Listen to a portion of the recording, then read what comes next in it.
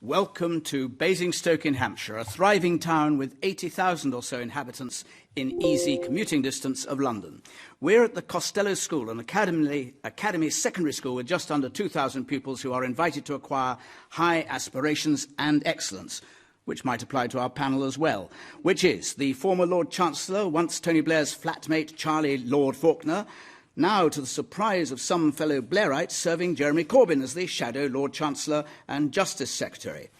Amber Rudd was a high-flying international banker before entering Parliament in the 2010 election. She's now Secretary of State for Energy and Climate Change. Arron Banks owns what was once the De Beers diamond mine at Kimberley in South Africa. Once a Conservative donor, he then decamped to UKIP and gave his new party £100,000. But when William Hague dismissed his defection as insignificant, he upped that amount to £1 million. He is the founder and now co-chairman of Leave.eu, which would like to be recognised as the official outgroup in the referendum campaign.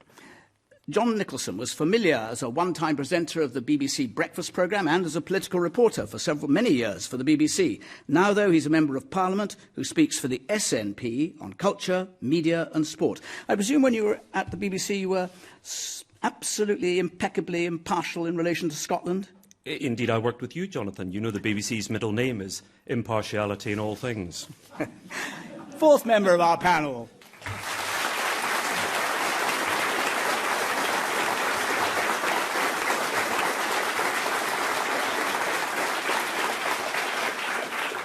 And our first question, please. Mike D'Souza.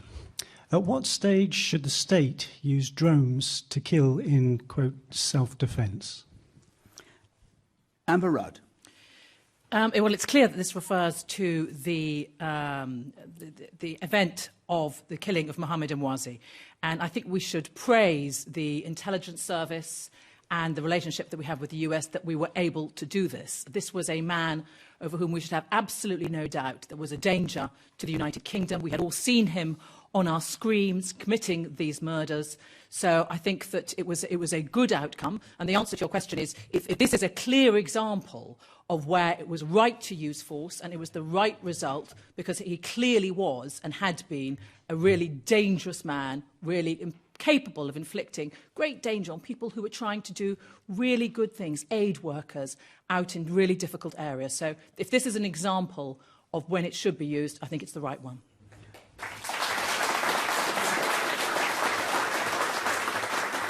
John Nicholson. Well, the intelligence services seem to be firming up their claim, don't they, tonight? And it appears certain that he died today. And I don't think many tears will be being shed for him tonight. The individual concerned was clearly a sadistic psychopath. I'm not entirely sure, however, that his death strikes at the heart of ISIL, as the Prime Minister said today. He was a peripheral figure, though obviously significant in propaganda terms. I find myself tonight, I think, siding with relatives of some of the victims who feel cheated out of the chance to see him on trial. I don't know if you've read what some of the relatives said today. Reg Henning, for example, and Alan Henning's brother said, I would have preferred to see him face justice. I certainly would like to have seen him in a court of law. I recognise, obviously, the difficulties in securing his arrest, but it would have been fascinating and horrific to hear his account of how he was radicalised and what happened to him. David Haynes's daughter, Bethany, said that she felt instant relief and then added, he wasn't only a pawn in ISIS's stupid game, but knowing it's over, that he's finally dead, still hasn't sunk in. As much as I wanted him dead, I also wanted answers as to why he did it. Why my dad? How did it make a difference? Charlie Faulkner. If it's possible, a justice process before a court is better than what's happened here, but it will very frequently not be possible. What Jihadi John did has been visible to all of us as a nation, and he brutally murdered 2 UK aid workers. He brutally murdered Japanese hostages and American hostages as well.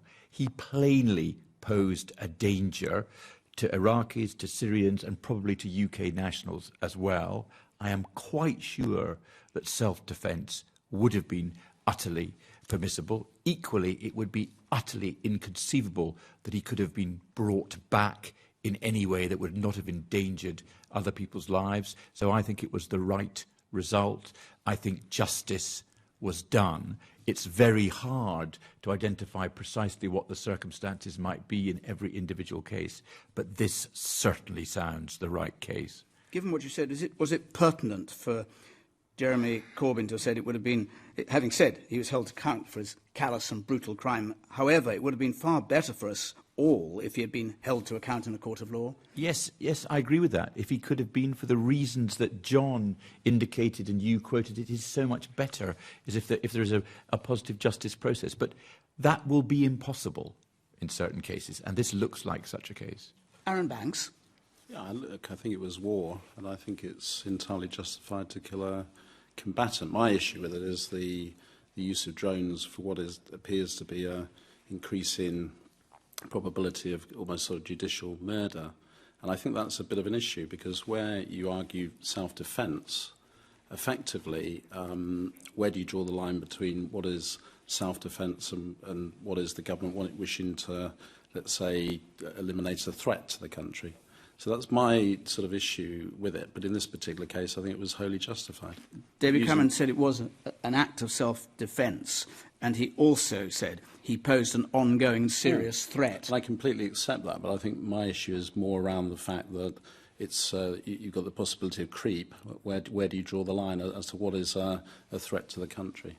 In this case, it was justified. But I would just say that I think the use of drones here is relevant and necessary because it minimises the risk to our men or the soldiers involved. The point is to do it in a way which causes least damage to our side. Can I go back to our questioner, Mike D'Souza? What's your own answer to your question? I'd kind of side with some of the things that Arron Banks was saying, insofar as it's concerning ethically, if you like, when you start using drones and the public isn't aware or there isn't debate about any particular use of them. So the decision to use drones is always outside of debate, and that's a concern. Okay, thank you very much.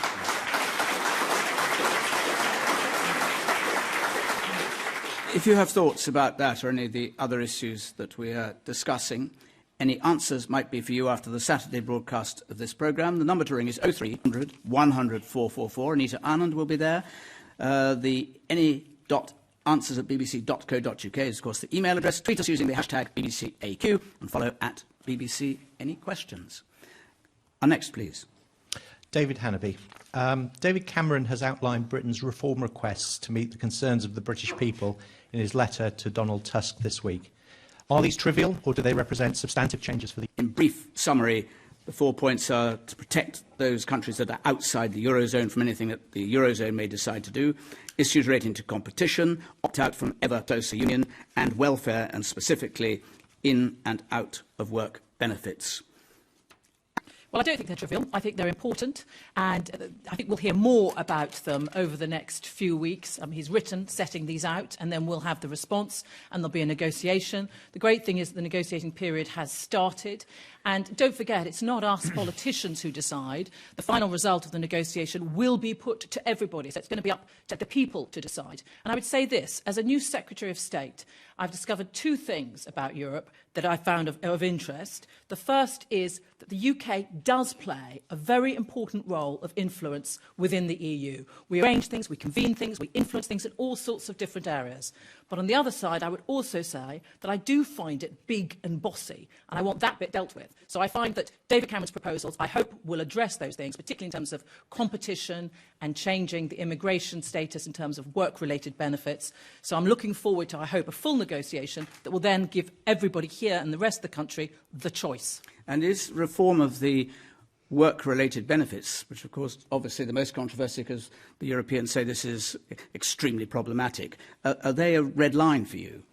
Absolutely. This is what David Cameron has set out. This is the position he has taken. And now he's going to, I hope, try and win those arguments within the EU. And just to be clear, if he fails to persuade the other member states that there should be specific in-work benefits that are denied immigrants but are not denied those who are citizens of this country, you would vote against.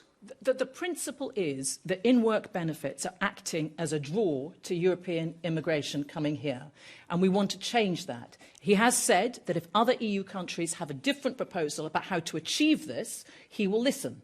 But the principle is absolutely right, that we don't want in-work benefits paid by the UK to act as a draw to EU immigrants. Lord Faulkner. I agree that some of them are significant. I think, for example, making sure that we're not going to be bailing out the Eurozone countries is an important provision. I think the in-work benefit stuff could have a quite significant effect. And I think the government is sensible to try to get as much reform as they can in the context of an impending referendum. But I agree with the questioner that I don't think they're going to fundamentally change the European Union. I hope that they will reform it. My own view is that we should certainly stay in the European Union, come what may. And therefore, Charlie Faulkner, therefore, if he doesn't win on the in-work benefits, and if, as a result of that, it is for him a red line, and we don't know, but if they can't come up with any deal that he can accept on in-work benefits, or his party won't accept, Cabinet won't accept, you would still vote in favour of remaining in? I would certainly vote in favour of coming in and staying in. And the way you put your question, the idea that one should leave the European Union because one failed to get a deal on whether it was 4 years or 2 years before the in-work benefits kicked in for migrants, strikes me as a quite unwise place to draw a line, which appeared to be what Amber was saying. Well, I think what I'm saying is that the point is that David Cameron has said he rules nothing out. And this is a negotiation. He's put down the markers. He said what he wants to achieve. The trouble with Charlie's position is the trouble with Labour's position is that you don't get any negotiation. You're not going to get any reform. Labour talked about reform and delivered no reform. The only way to get the reform of the EU, to have it working for the best interests of the UK, is to have a proper renegotiation and then a referendum. It's the tough talk like that which is going to get us the best outcome for the country. It's only talk. It's so empty. Well, we will see. It's too early. Too early for that. UKIP supporting and financing Arron Banks. Ooh. I just wanted to identify where you were coming from in case people thought you had no interest in this political I think you set the scene that very you merely nicely had there, interest Jonathan. in diamonds. I actually happen to agree with Lord Faulkner there, that it's not really a proper negotiation, it's tinkering around the edge. And whatever your views on the European Union, it's not really fundamental reform of the system. So for that reason, I don't think it's going anywhere very fast. I'm not even sure the other European countries will give him the very limited amount that he wants. I mean, the whole negotiation period has seemed to me a bit like shooting an arrow into the wall and then drawing the target round the arrow, and then come back and claim you've had a great success. And just to get your position clear, regardless of what he achieved in relation to this, regardless of what he achieved at all, you would be in favour of, obviously, because of your position, you're in support of one of the movement, you're co-chairing on this, get out, come what may. I'm a businessman, and essentially when you go into a negotiation, you don't start by saying, well, yes, let's say you're buying a car, that I'm going to buy that car regardless of what we say. So he started off by really being very pro-European to start with, or pro-EU, and regardless of the outcome, he's going to lobby to stay in. And you, regardless of the outcome, are going to lobby to get out? Well, I think it comes down to, my main points would be that we view that British law should be supreme over EU law, and we should then choose which of the laws that we wish to sign up to. And I think this kind of debate that it's either or, is quite wrong. So, sorry, that's and Amber's point, by the way, on influence, out of 55 council votes where Britain objected, we lost every single one. And so just to be so clear, there's no influence. You say, can I just clarify on this? It's not for you, although you've bunged $1 million to UKIP, it's not either or for you. You could consider saying yes, if it was tough enough? To me, it's not a dogmatic thing. It's about the fact that Europe isn't working. What we have is, in Germany, you've got a currency that's 35% undervalued. They're exporting like crazy. In southern Europe, you've got currencies that are 35% overvalued. A clear business case is it's insanity. And in fact, what's happening is you've got mass unemployment across the south, in Greece, in Italy, in Spain. You've got a booming economy in Germany. It's just like the ERM and the PEG all over again. And whatever politicians say, it will ultimately be decided by the market and the forces in those countries. So that's the euro. What about the European Union? And what about John Nicholson? Well, of course, David Cameron doesn't really want to leave Europe at all, but he's being buffeted by his own party. I sit in the House of Commons and I watch some of the Europhobes, the kind of swivel-eyed obsessives. to mix my Radio 4 programmes, if this was Desert Island Discs, I'd be swimming towards the sharks. To get away from some of them, no names, no pactrol. His demands are very modest. Nigel Lawson has called them disappointingly unambitious. But I expect very soon we'll witness David Cameron returning from Europe, waving a triumphant negotiating document, and he will be landing at Croydon Airport.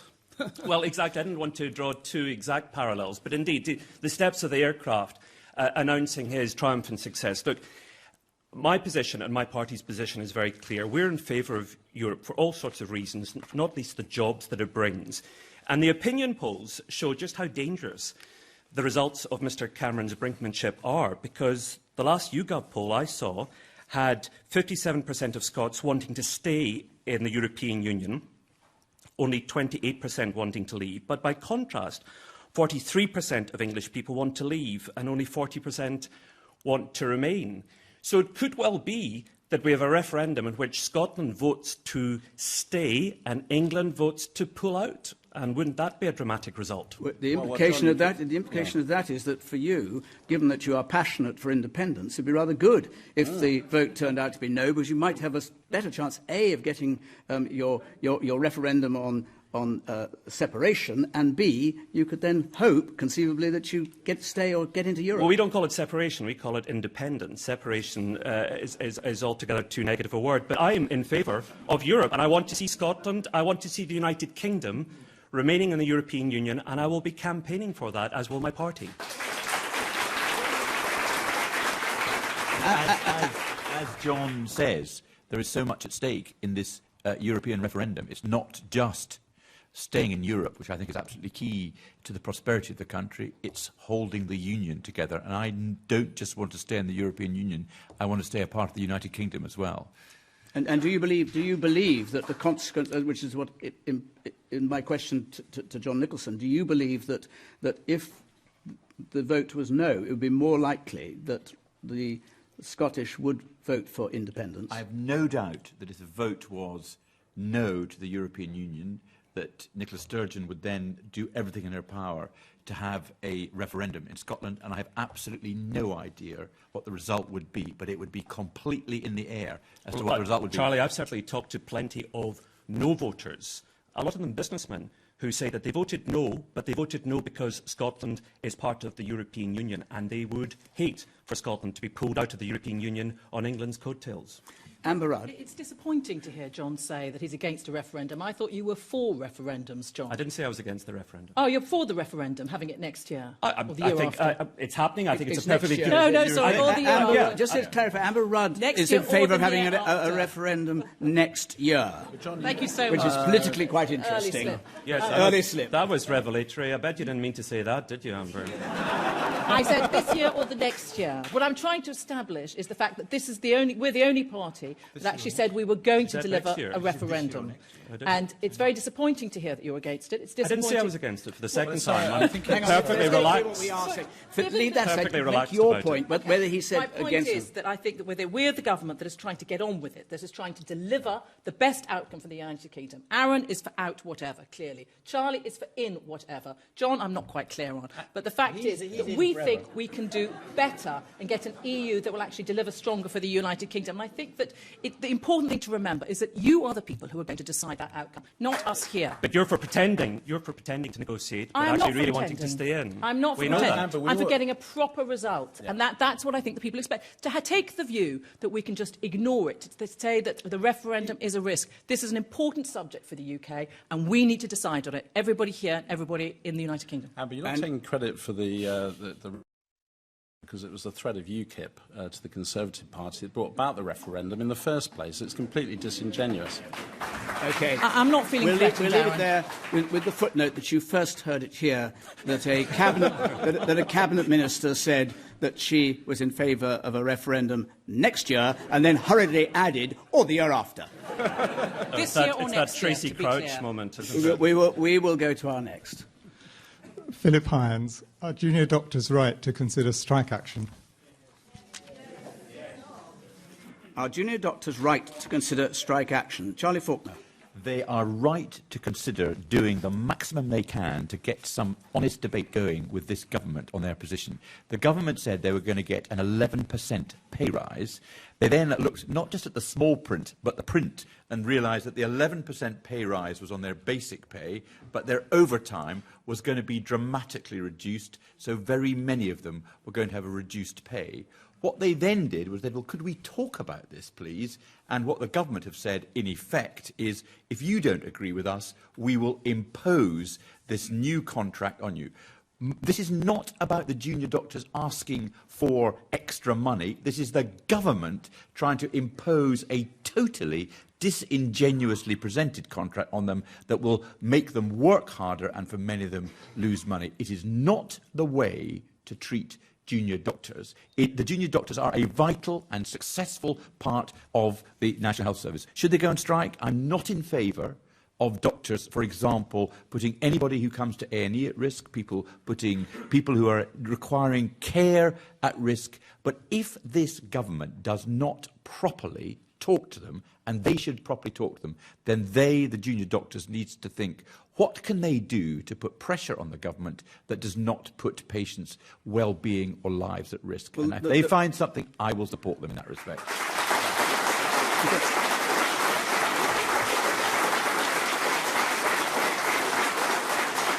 Are you saying that if it's been put to the vote the possibility, if the strikes are called, as the BMA has already identified, and they come out, you will support them coming out on strike regardless of what you said about the problems? I will not support the doctors if they... every junior doctor I've spoken to is in complete agreement with this. They are not, of whatever the terms of the ballot may be, they will not go on strike in such a way that people in intensive care will be put at risk. They will not go on strike in relation to people in accident and emergency not being properly treated. But if the position is that it might involve, and I'd say this, recognising the problems that cancelling outpatient clinics can cause, but if you could have industrial action, for example, that involved cancelling certain non-vital outpatient clinics, things like that, then I think as long as they've thought very carefully about how it's done, then I do not think they should just be rolled over by the government. One more thing to you, Dr. Sarah Wollaston, who is a Conservative. She chairs the Health Committee. She's been very critical in the past of the ministry. I think it would be highly unsafe for patients, knowing what's happening. When you think of the number of procedures that might not be emergencies, but are extremely urgent, to have 3 days, including 2 of them a full walkout, will be putting patients in significant harm. And I think it's appalling that the BMA are taking this action. Well, so where do you come in relation to that? What Sarah Wollaston is saying, as I understand it, is that if there is a procedure that, without it being done or being delayed for 3 days, might put somebody's life at risk, then the doctors should do the procedure. But I am sure that identifiable steps can be identified, which the junior doctors can take, which will put pressure on the government. I read in the paper today that Mr. Jeremy Hunt, who I understand to be the Secretary of State for Health, says he's got the support of Mr. David Cameron, who I understand to be the Prime Minister, in taking what Mr. Jeremy Hunt briefed the Times was a tough line in relation to this. And if the man called Mr. Hunt says that we'll take a tough line, he also said in this article he thinks the public will would then turn against the junior doctors. Well, I hope that Mr. Hunt heard that. Well, I should stress that whatever he heard from the audience here, this is a self-selecting audience from the area around and isn't in any way politically selected. No, that's not your privilege, I'm afraid. No hands went up. There's not a junior doctor in the place. They're all working, exactly.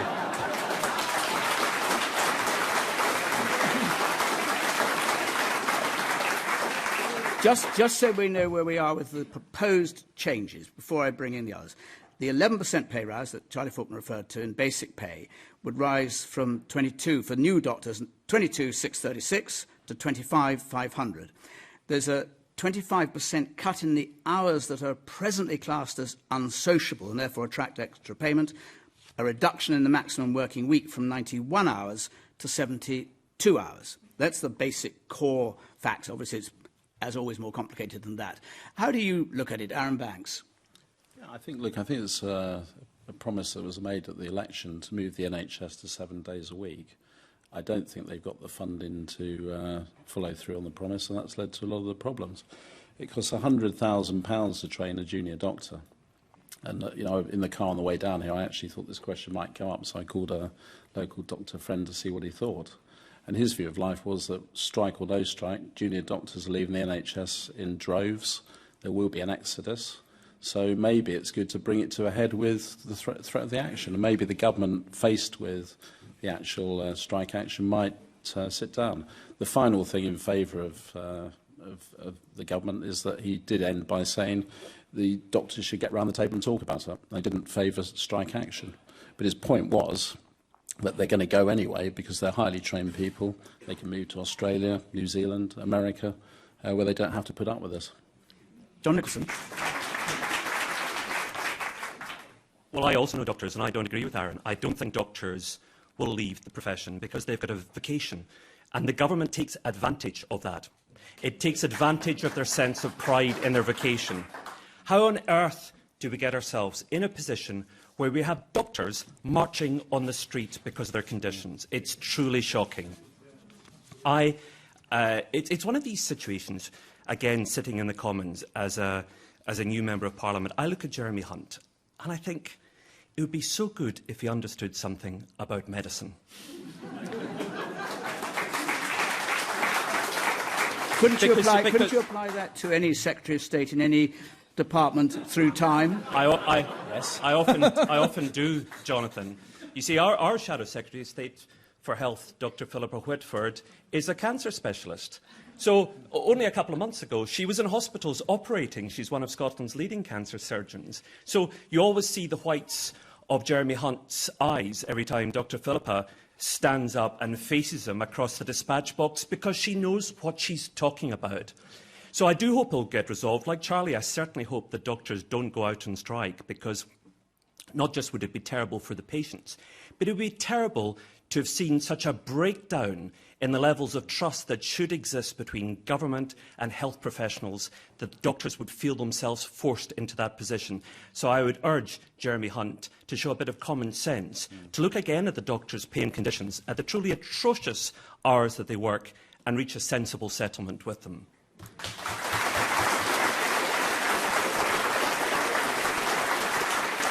Amber Rudd. Thank you.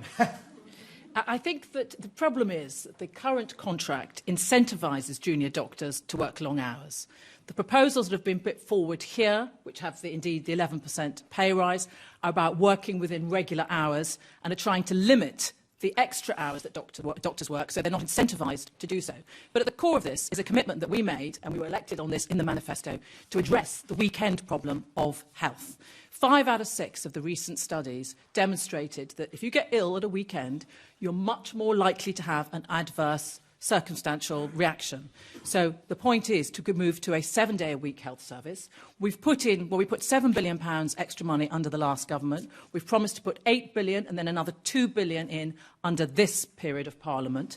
So we are the government that is trying to put as much money as is needed, that Simon Stevens has indeed called for, in order to address this. So we are trying to move to a safer system, which is 7 days, which will be better for patients and also, we think, better for junior doctors because their hours will be better controlled. But if you have that commitment and you fund that commitment in the way that you described, but leaves junior doctors who on the whole are thought to be very committed individuals apparently believing that they're going to suffer as a result, you haven't been very smart, have you? Well, that's why, and I think everybody on the panel did actually refer to this, we need to get everybody back round the table to discuss it. I mean, the BMA have dug their feet in over this, and we want them to do is to come back to the table to discuss it. Well, they've said they'll only come back to the table if the doctors agree 23 out of the 25 demands. So if you want them round the table, say you'll have a proper negotiation. Can you give us that commitment now? Well, I can't do it right now, but No, I'm right, sure okay. that there are various people listening. But I do think that it always takes two people, as we know, Charlie, to get back round the table. does. The government has said they It want does. to do that.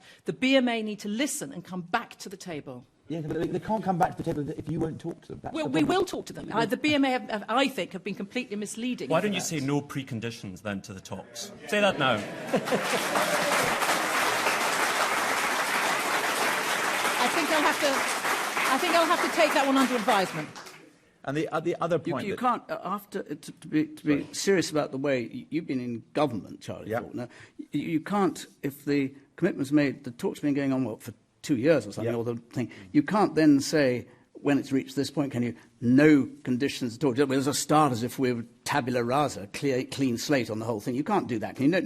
No government would do that. You certainly can. Would And if governments do the position is that the big sticking point is the relationship between the basic pay and the overtime pay, and also what the working arrangements are, you can't sort those out with every one of those moving parts being in play. If you say some of those parts will not be in play in the negotiations, you create unnecessary difficulties in the negotiations. And it is really time, I think, for the government to take this seriously, not just because of the way that they're treating the junior doctors, but because of the way they are treating the patients in the health service. And they don't have be to be misleading. serious about it. But don't be misleading. We are taking this seriously. No, you're and not. That's, absolutely we are, Charlie. And that's why we're asking them to come back to the table to discuss it. There's some... But do you don't agree with my forget that point the about the moving purpose parts of of all that's being addressing this played? whole renegotiation in terms of doing a new contract is not to save money, it's to get better health outcomes, which you haven't touched on at all. Are you as concerned as we are about the patients at weekends, Charlie? Do you mind about that? Can I touch Sorry, about- could I intervene briefly? Amber? Can I just- No, you can in a second. But I'm just obviously not an I will let experienced everyone in, politician. 'cause this is very important stuff. Just on the central point of the weekends, which you said you want to come to, very briefly, Charlie Faulkner. The then health John. outcomes thing is not about an absence of junior doctors at the weekends. They are there at the weekends anyway. The real issue about that is consultant cover in intense areas. And that is the issue, and it's nothing to do with That's junior not correct. doctors. Consultants also need the junior doctors there. They're there That's already. part of it. They're there No. already at the weekends.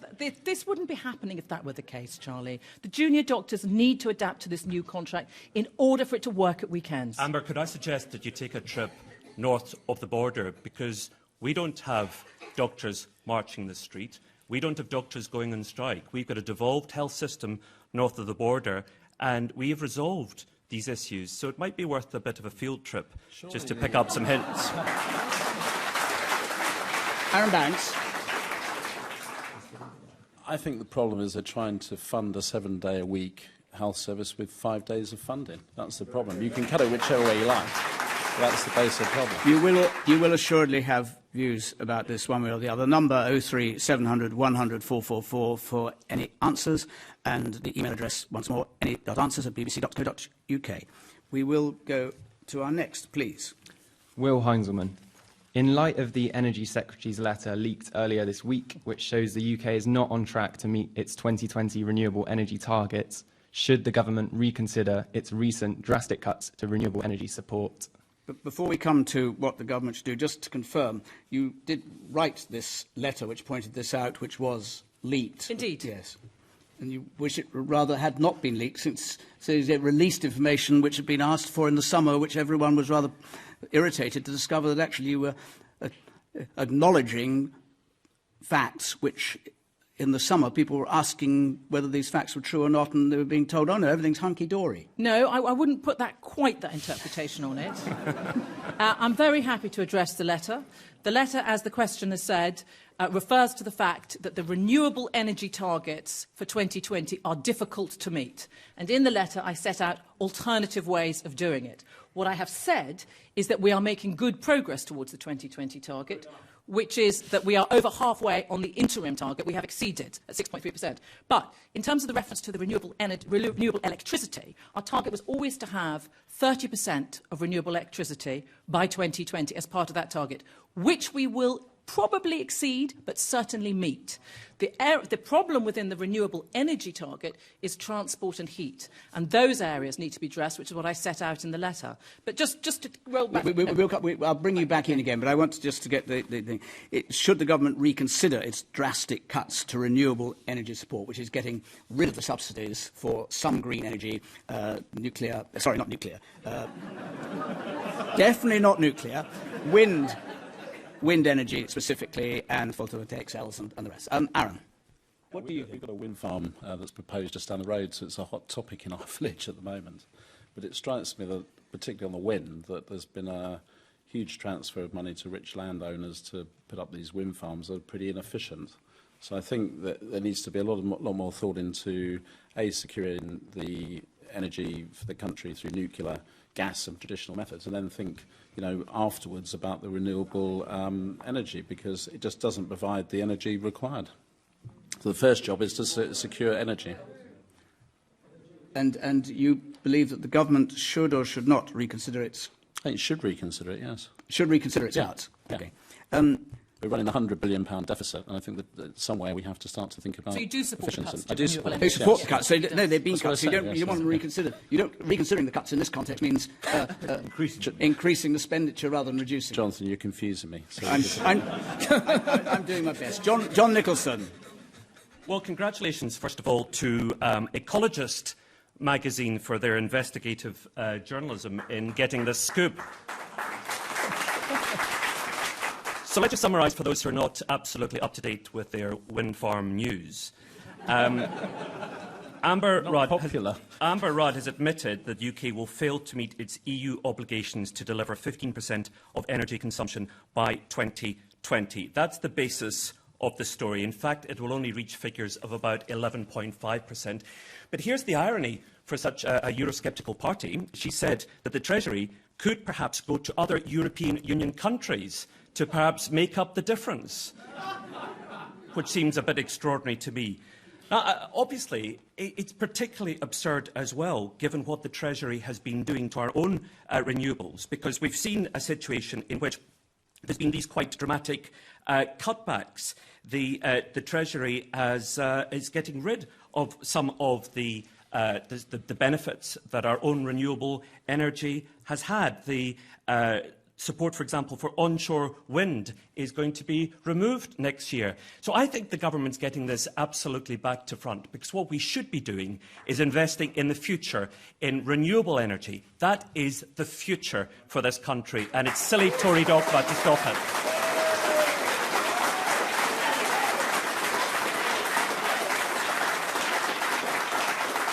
Charlie Faulkner.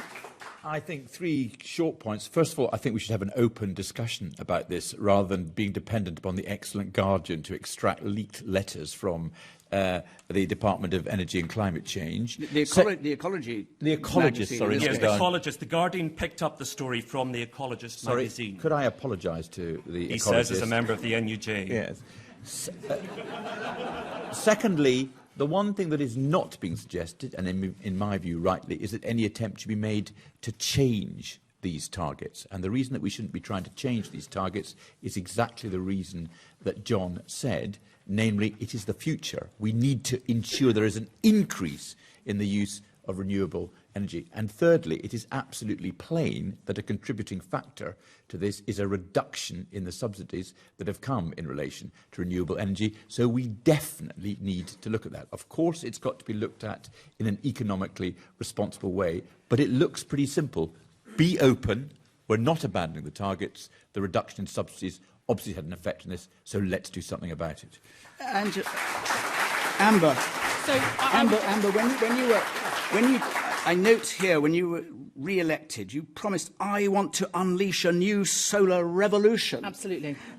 We've got 1 million people with solar panels. The number needs to increase. The light's gone out on the revolution, I think. And I just wonder whether your letter suggests a little frustration with the cabinet colleagues who insisted on cutting the subsidies that make possible reaching the target of 15%, which is going to now fall short, by your own account, by 25%. But interestingly, not on electricity. Electricity is the area which we're doing incredibly well on, obviously, which covers solar. When I first came into government, what I found was that the planned expenditure of renewable support was substantially over budget. I mean, substantially over budget. So I had to rein back in order to reduce the subsidy, not just willfully, but because it affects everybody's bills.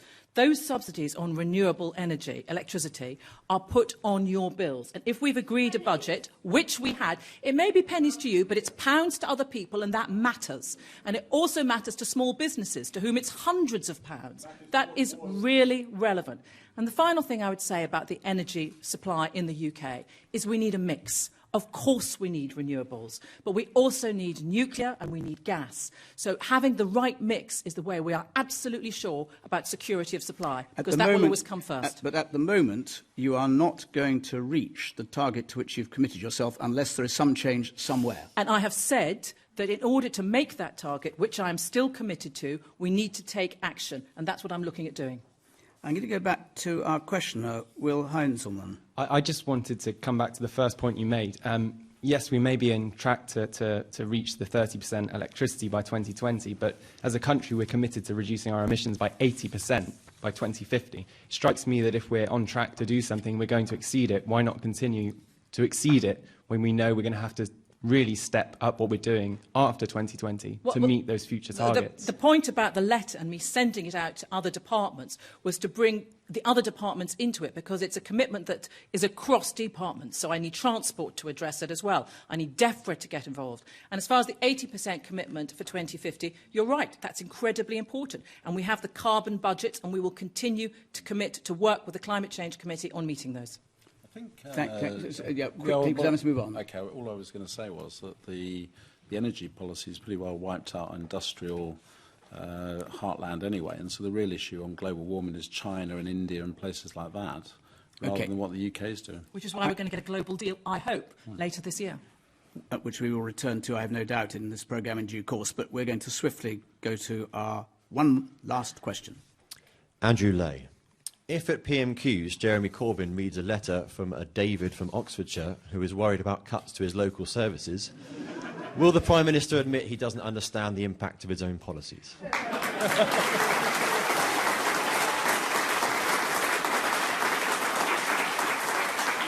Very, very briefly, this relates to a spat between his own local authority, Mr Hudspeth, who was cross about the fact that he was having to face a reduction in the council's grant from 194 million a year to 122 million, a drop of 72 million, and allegedly the Prime Minister regarded that as a slight fall, and he didn't care for that. So, very briefly, much deserves more time, but very briefly, John Nicholson.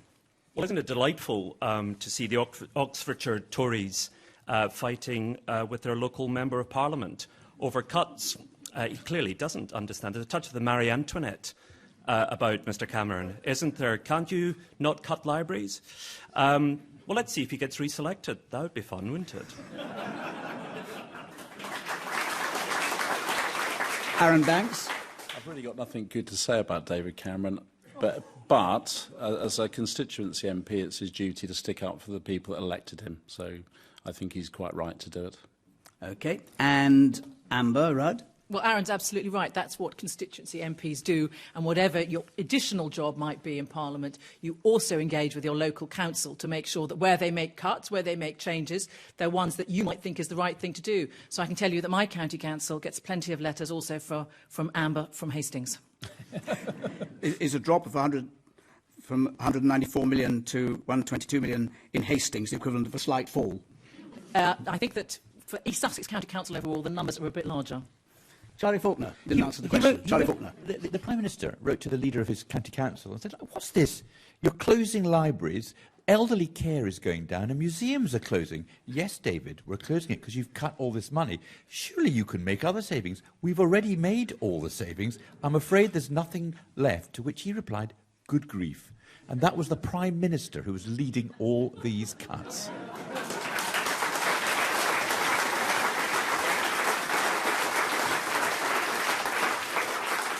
And that brings us to the end of this week's programme. Next week, where are we going to be? We're going to be somewhere or other. I can't see. Oh, we're going to be in Biggin Hill, difficult to miss, in Kent, with Caroline Lucas, who represents the Green Party, the party's only MP, the former Lord Chancellor, actually former Chancellor of the Exchequer, not Lord Chancellor, my little bit of paper must have got it muddled, Lord Lawson, and Labour MP Jess Phillips, who made a big show at her first performance in the House of Commons, and there'll be another one there as well to make up the four. From here in the Costello School in Basingstoke.